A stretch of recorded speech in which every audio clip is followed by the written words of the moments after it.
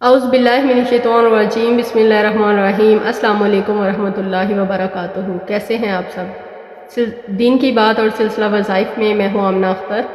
آج آپ لوگوں کے لیے میں 17 اور 18 رجب کا وظیفہ لے کے آئی ہوں، اور امید کرتی ہوں 16 رجب کا وظیفہ بھی سب نے کر لیا ہوگا۔ اللہ پاک ہم سب کو رجب المرجب کے مہینے کی برکتیں اور رحمتیں سمیٹنے کی توفیق عطا فرمائے، آمین۔ آج کا وظیفہ اسپیشلی ان لوگوں کے لیے ہے جن کے پاس گھر نہیں ہے اور وہ کرائے کے گھر میں رہتے ہیں، یا جو گھر بنوا رہے ہیں اور ان کا گھر پایا تکمیل تک نہیں پہنچ رہا، یا جن کے پاس پلاٹ ہے لیکن ان کے پاس گھر بنانے کے پیسے نہیں ہیں۔ تو آج کا وظیفہ اسپیشلی ان سب کے لیے ہے۔ گھر جو ہے وہ ہر عورت کی خواہش ہوتی ہے کہ اس کا گھر ہو، اور یہ کوئی غلط خواہش نہیں ہے۔ ہر عورت کا دل کرتا ہے کہ اس کا گھر ہو، اس کا اپنا گھر ہو۔ تو آپ نے یہ وظیفہ کرنا ہے، اس کی برکت سے انشاءاللہ جن کے گھر نہیں ہیں، جو کرائے پہ رہتے ہیں، ان سب کو اللہ پاک گھر نصیب فرمائے گا۔ اور اس دور میں گھر بنانا جو ہے وہ بات نہیں ہے۔ حرام کے پیسوں سے، بددیانتی سے، جھوٹ و فریب سے، دھوکہ دہی سے گھر بنانا بہت آسان ہے۔ اصل جو چیز ہے وہ حق حلال کی کمائی سے اور برکت والا گھر اور سکون اور محبت والا گھر بنانا جو ہے وہ اصل چیز ہے۔ تو یہ جو وظیفہ آپ نے کرنا ہے، اس کی برکت سے اللہ پاک سے دعا مانگنی ہے کہ اللہ پاک برکت والا، سکون والا اور محبت والا گھر عطا فرمائے۔ وظیفہ کچھ یوں ہے کہ سورۃ النحل کی آیت نمبر 80 کے شروع میں ہے، واللہ جعل لکم من بیوتکم سکنا، واللہ جعل لکم من بیوتکم سکنا، اور اللہ وہ ہے جس نے بنایا تمہارے لیے تمہارے گھروں کو ٹھکانہ۔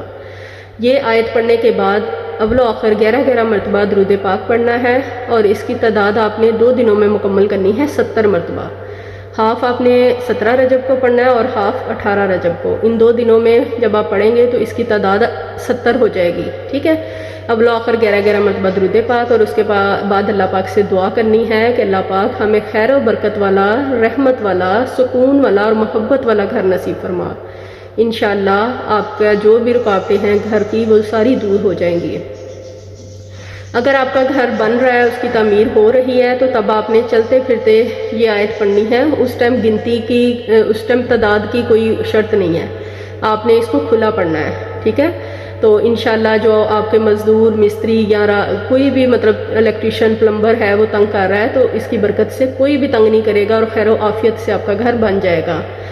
اور جو مستری، مزدور یا پلمبر وغیرہ، الیکٹریشین ہے، وہ بھی یہ وظیفہ کر سکتے ہیں۔ وہ جس گھر میں کام کر رہے ہیں، جب یہ وظیفہ کریں گے تو اس کی برکت سے وہاں سے ان کو بے شمار خیر و برکت حاصل ہوگی، ان کے کام میں بھی برکت ہو جائے گی، اور ان کی روزی میں اضافہ ہو جائے گا انشاءاللہ۔ تو اپنے لیے بھی دعا کریں، دوسروں کے لیے بھی دعا کریں، اللہ پاک سب کے لیے خیر و برکت والا معاملہ عطا فرمائے۔ اس کے بعد جن بچوں کے پیپر ہونے والے ہیں یا جن کے پیپر ہو رہے ہیں، اب فائنل امتحانات سب کے ہونے والے ہیں، تو ان کے لیے بھی وظیفہ ہے۔ آپ لوگوں نے جب پیپر دینے جائیں یا نوکری کے لیے جائیں یا کسی بھی طرح کی اس طرح کی کوئی حاجت ہے، تو آپ لوگ جب پیپر کے لیے جائیں، آپ کو کوسچن جو شیٹ ہے وہ دے دی جائے، تو آپ نے اس کو الٹا کر کے درود پاک 1 مرتبہ پڑھنا ہے، اور اس کے بعد 7 مرتبہ رب زدنی علما، رب زدنی علما، رب زدنی علما پڑھنا ہے۔ اور یہ اس صورت میں پڑھنا ہے جب آپ نے کتابیں پڑھی ہوئی ہیں۔ اس صورت میں نہیں پڑھنا کہ آپ نے سارا سال تو پڑھا نہیں، کتابیں کھول کے نہیں دیکھی، اور امتحان دینے جب جائیں تو تب آپ یہ صورت پڑھ کے انتظار کرنے لگ جائیں کہ اب کوئی جادو ہو اور ہمیں ساری کتابیں ذہن میں آ جائیں۔ ایسا بالکل نہیں ہوتا۔ اللہ پاک کا جو پاک کلام ہے اس میں اتنی برکت ہے کہ آپ نے جو کتابیں پڑھی ہوں گی، اور اس ٹائم اگر آپ کے ذہن میں کوئی کوسچن نہیں آ رہا، یا آپ کو ذہن میں نہیں آ رہا کہ میں نے کیا پڑھا تھا، ذہن سے نکل گیا ہے، تو آپ نے 7 مرتبہ رب زدنی علما پڑھنا ہے، اور اس کے بعد پھر درود شریف پڑھ لیجئے گا، تو انشاءاللہ آپ کے ذہن میں وہ سب جو بھولا ہوگا وہ یاد آ جائے گا۔ وہ بالکل ایک جیسے سامنے بک آپ کے آ جائے گی، آپ کو یاد آ جائے گا ہاں میں نے یہ پڑھا تھا۔